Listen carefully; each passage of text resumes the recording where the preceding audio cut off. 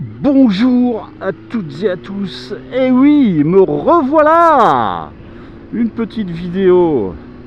Alors pour tout vous dire, j'avais vraiment envie de faire cette vidéo parce que j'ai des trucs à vous dire. Alors la question, vous l'avez certainement vu dans le titre, c'est: à quoi ça sert de manifester contre le contrôle technique? Bah oui, c'est vrai, après tout, c'est déjà acté, c'est déjà mis en place. Demain, je vais manifester, on est le 13 avril, et le contrôle technique est mis en place à partir du 15 avril 2024. Donc finalement, la manifestation, elle sert à rien, hein. Eh ben non, c'est pas du tout ce que je pense, moi. Moi, pourquoi je manifeste? Eh bien, déjà pour montrer que je suis pas d'accord. On a quand même encore le droit de montrer qu'on n'est pas d'accord. Je montre que je suis pas d'accord. Et mon secret espoir, c'est qu'il y ait beaucoup de motards qui aient le même point de vue, qui sont pas d'accord par rapport au contrôle technique, qui s'exprime, qui le montre, et puis que finalement on découvre qu'il y ait des alternatives à ce contrôle technique qu'on voudrait nous imposer. Alors déjà, bon, j'ai une belle petite cascade là. Déjà des alternatives, hein. Bon, je vais pas rentrer dans des explications, et pourquoi on en est arrivé là, qu'est-ce qu'on aurait pu faire d'autre, etc., etc. Des alternatives pour nous, motards, à qui on voudrait imposer demain de passer un contrôle technique qui ne sert à rien. Donc les alternatives, bah, c'est tout simplement, comme je vous le disais, de manifester, de montrer notre mécontentement. Je pense que si beaucoup de motards montrent leur mécontentement, peut-être ça pourrait devenir régulier, etc. Et ça va démontrer que dans le pays, il y a quand même des problèmes. Les gens vont voir que ce contrôle technique, il est complètement bidon.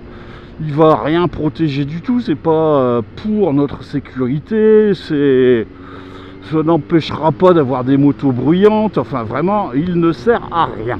Donc les gens, je pense qu'ils vont s'en rendre compte de plus en plus. Pour la revente, bah, c'est pareil.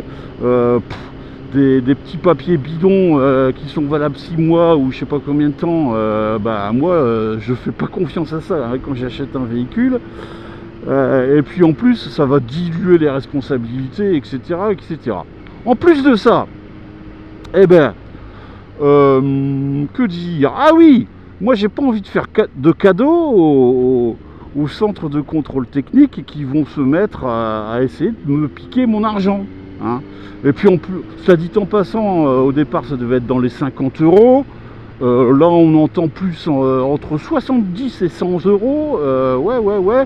Moi j'ai vu, c'était 100 euros le passage pour une moto, avec une réduction de 6 euros si vous vous dépêchez.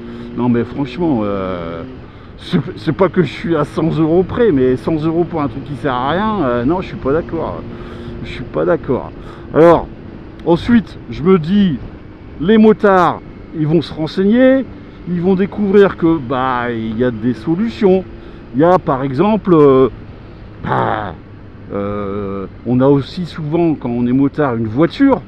On peut réserver le contrôle technique de notre voiture à des centres qui ne font pas les motos.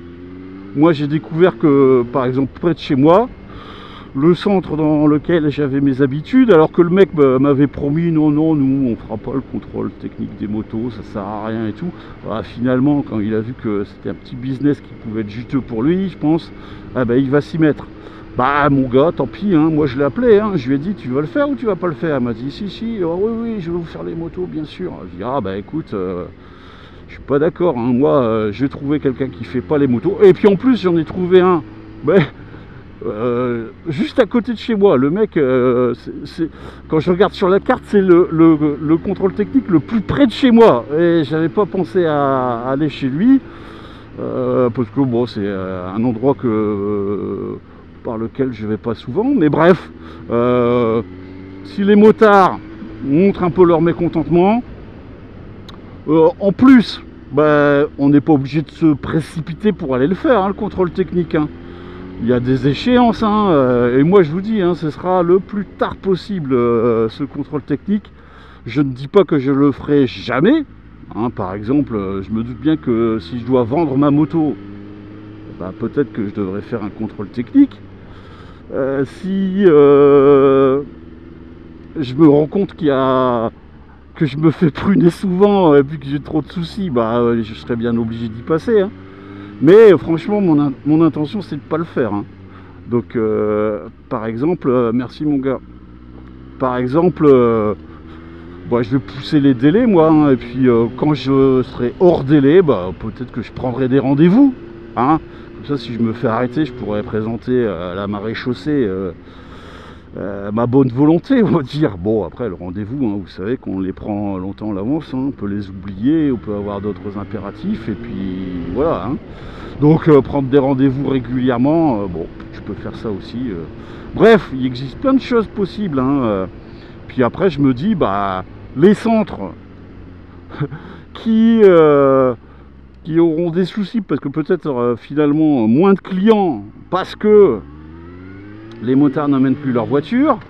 La manne financière des motos, finalement, elle peut ne pas arriver. Et puis si en 4, 5, 6 mois, finalement, il n'y a pas eu beaucoup de motos, les petits gars qui ont été formés, ils vont dire, ouais, attends, patron, nous, tu nous as donné une formation de 30 heures en février, et puis arrive le mois de septembre, il faudrait prendre des motos qui sont bien lourdes. Les gens, ils vont pas être rassurés, il va falloir refaire des formations, redépenser de l'argent. Le matériel, il va peut-être évoluer, il faudra racheter du matériel. Bref, mon souhait, c'est que les centres et puis ces lobbies qui nous ont imposé le contrôle technique, finalement le laissent tomber. Peut-être aussi le gouvernement, qui verra beaucoup de mécontentement dans cette période électorale, avec les JO et tout ça, peut-être qu'ils diront, allez, on va essayer de calmer le jeu, et puis que le contrôle technique, il sautera. Bref, Coluche le disait, hein, ça se vend seulement parce qu'il y a des gens qui l'achètent. Après, il y a, je sais plus qui disait aussi, celui qui ne se bat pas, il a forcément perdu. Donc, voilà, moi j'ai décidé de manifester, j'ai décidé de faire des actions. Il y en a d'autres, hein, des actions. Hein. La manifestation, c'est peut-être un peu gentillet et tout ça. Il y en a peut-être qui se disent ça, ouais, ça sert à rien de manifester, nanana.